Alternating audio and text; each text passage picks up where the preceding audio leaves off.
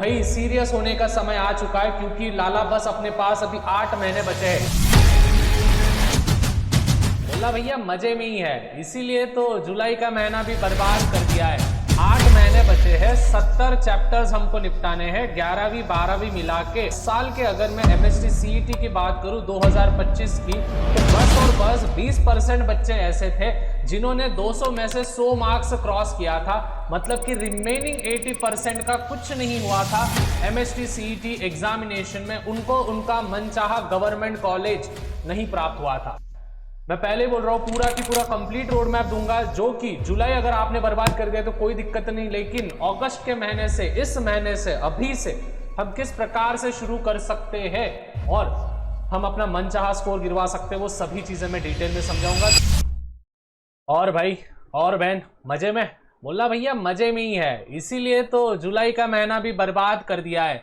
लालाज और लालीज एक reality check दे दूं, 8 महीने बचे हैं, 70 चैप्टर्स हमको निपटाने हैं, 11वीं 12वीं मिला के। और इस साल के अगर मैं एमएसटी सीईटी की बात करूं 2025 की, तो बस और बस 20% बच्चे ऐसे थे जिन्होंने 200 में से 100 मार्क्स क्रॉस किया था। मतलब कि रिमेनिंग 80% का कुछ नहीं हुआ था एमएसटी सीईटी एग्जामिनेशन में, उनको उनका मनचाहा गवर्नमेंट कॉलेज नहीं प्राप्त हुआ था। आपको क्या लगता है उनके सपने नहीं होंगे? उन्होंने जब स्टार्टिंग में शुरुआत किया होगा जनवरी के महीने में, जैसा ही नया साल आया होगा, उन्होंने खुद को एक टारगेट दे दिया होगा कि हाँ भाई मैं चीजें कर लूंगा, मैं सीओईपी, वीजेटीआई, पीआईसीटी इन कॉलेजेस में अपना नाम दर्ज करूंगा। लेकिन क्या हुआ?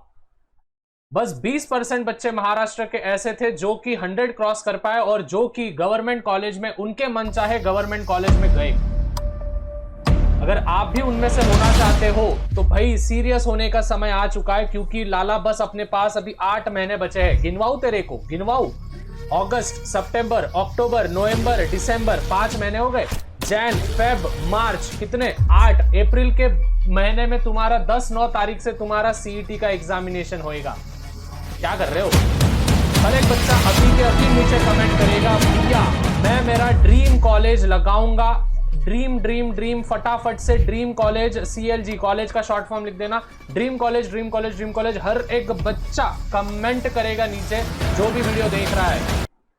मैं पहले बोल रहा हूं पूरा की पूरा कंप्लीट रोड मैप दूंगा, जो कि जुलाई अगर आपने बर्बाद कर दिया तो कोई दिक्कत नहीं, लेकिन अगस्त के महीने से, इस महीने से, अभी से हम किस प्रकार से शुरू कर सकते हैं और हम अपना मनचाहा स्कोर गिरवा सकते हैं, वो सभी चीजें मैं डिटेल में समझाऊंगा। तो सबसे पहले तो भाई चैनल से जुड़ जाना है, नोटिफिकेशन ऑन करके रख देना है, क्योंकि आने वाले समय में बहुत इंटरेस्टिंग वीडियोस आप सभी के लिए आएंगे। और अपनी प्रेजेंट ही लगा देना है। नीचे जो थम्स अप का बटन है वहां पे 500 बच्चों से ज्यादा ने थम्स अप के बटन पे क्लिक कर देना है, अपनी प्रेजेंट ही लगवा देनी है।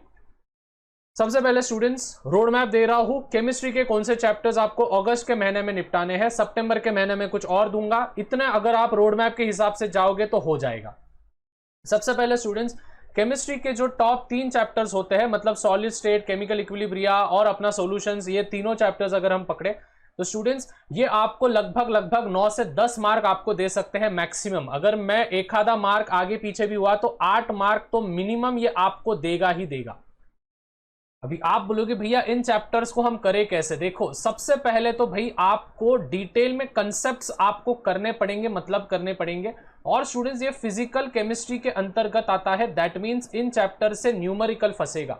मतलब कि सॉलिड स्टेट से अगर 3 मार्क के क्वेश्चन पूछे जा रहे हैं, मतलब कि 3 मार्क के मतलब 3 क्वेश्चंस पूछे जा रहे हैं, तो पकड़ लेना 2 क्वेश्चंस, मतलब कि 2 मार्क के क्वेश्चंस ये तुम्हारे न्यूमेरिकल से फंसेंगे और एक क्वेश्चन तुम्हारा थ्योरी से फंसेगा। तो न्यूमेरिकल्स के लिए आपको क्या करना है, सबसे पहले तो कंसेप्ट समझना अनिवार्य है। जैसे ही कंसेप्ट समझ गया उसके बाद आप सीधा सीधा शिफ्ट हो जाना सॉल्व एग्जांपल।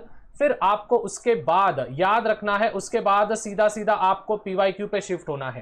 पीवाईक्यू से आपको समझ में आता है कि पिछले 5-6 सालों में किस प्रकार के क्वेश्चंस किस टॉपिक पे पूछे गए हैं।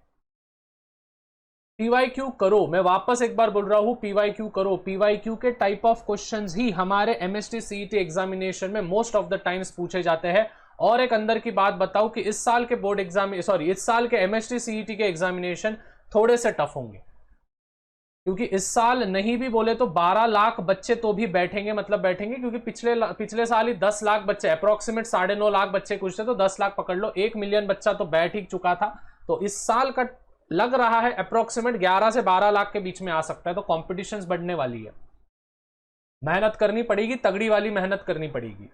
समझ में आया? तो केमिस्ट्री का चैप्टर 1, चैप्टर 2, चैप्टर 3 जो कि अप्रोक्सीमेट 8 से 10 मार्क आपको दे देगा। कंसेप्ट करो, सॉल्व एग्जांपल्स करो और पीवाईक्यूज करो। पीवाईक्यूज बहुत अनिवार्य है, इस महीने में 3 चैप्टर्स निपटाएंगे। कमेंट करो हाँ भैया चैलेंज एक्सेप्टेड, ठीक है, हाँ भैया हमने चैलेंज एक्सेप्ट कर दिया है, मतलब कि हम ये चीजें करेंगे। देखो कमेंट करते जाओ, क्योंकि क्या होता है मालूम है, जब आप कोई चीज लिखते हो ना तो आपके दिमाग में फिट होता है कि हाँ भाई मेरे को ये चीजें करनी है। फिजिक्स के भी आप टॉप 3 चैप्टर्स करोगे जो कि लाला तेरे को 6 से 8 मार्क देगा। अभी ध्यान से समझना, फिजिक्स के अगर आपको थोड़ा सा डर लगता है तो पहले भाई थ्योरी निपटा के रखो। थ्योरी के क्वेश्चंस 6 से 8 मार्क में से कम 3 से 4 मार्क के थ्योरी के क्वेश्चंस इन चैप्टरों के आपको पूछे जाएंगे। रोटेशनल डायनामिक्स वगैरह के 3 मार्क्स के आपके क्वेश्चन, मतलब 3 से 4 क्वेश्चंस आपको पूछे जाएंगे। तो थ्योरी थोड़ा सा अच्छे करके रखो अगर आपको न्यूमेरिकल नहीं आता है। मैं वापस एक बार बोल रहा हूं, अगर 50 में से आपने अगर 30+ भी फिजिक्स में गिरवा लिए, भले ही वो कोई भी शिफ्ट हो, तो भी आप अबाव 90 परसेंटाइल जा सकते हो, क्योंकि बहुत रेयरली बस 10% ही बच्चे होते हैं, बस 10% ही बच्चे होते हैं जो कि अबाव 30 मार्क्स जाते हैं MHT CET एग्जामिनेशन में फिजिक्स में। तो ट्राई करना कि 30+ मार्क्स तो भी मैं गिराने का एम रखूं।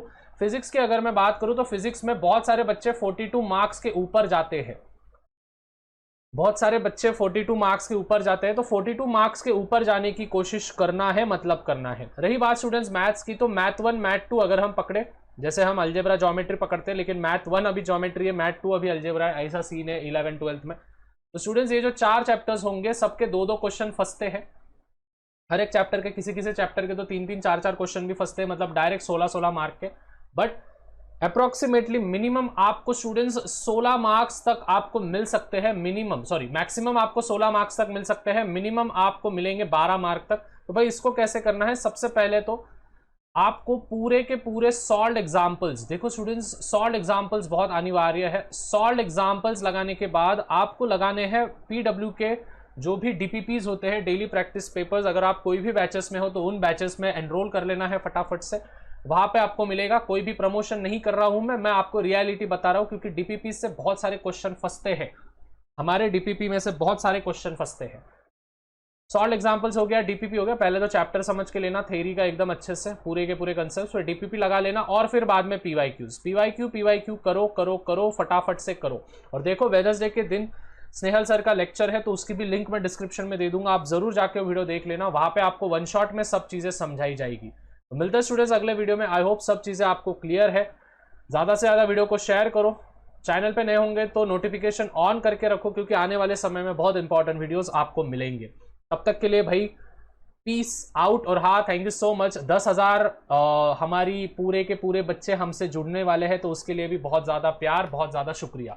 मिलते हैं स्टूडेंट्स अगले वीडियो में, टिल देन पीस आउट।